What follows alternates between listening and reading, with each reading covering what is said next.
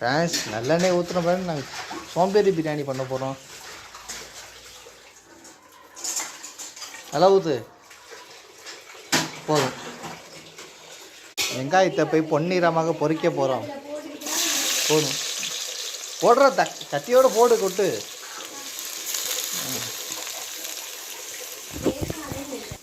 இப்போ இதை பொன்னிறமாக வதக்கணும். வதக்கி முடிச்சோடனே அடுத்த வீடியோவில் காட்டுறோம். சோம்பேறி சிக்கன் பண்ண போகிறோம். சிக்கன் வந்துட்டு தண்ணியை போடாது, தண்ணி மொத்தமாக போடு.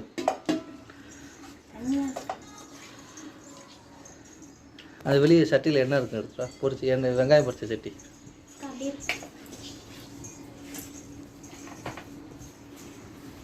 இப்போ அந்த வெங்காயத்தை திட்டு வெங்காயம் புதினா மல்லி கொஞ்சம் போடு.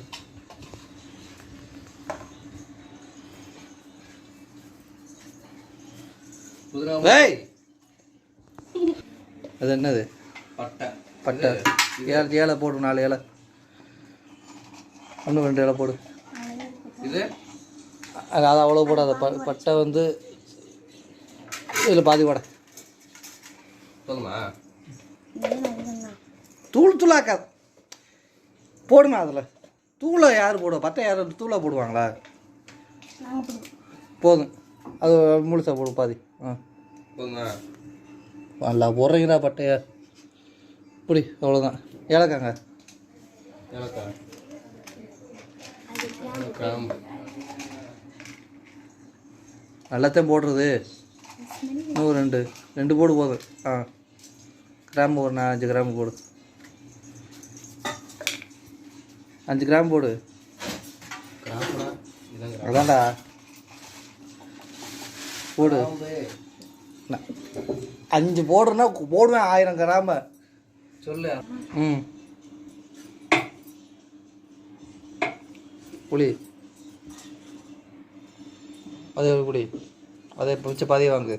மிச்சத்தை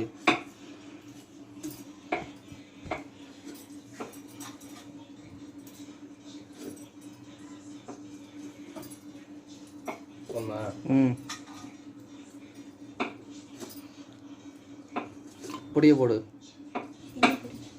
பிரியாணி பொடி எங்கே அதே பிரியாணி பொடி. சின்ன மிஸ்டேக் பண்ணிட்டோம்.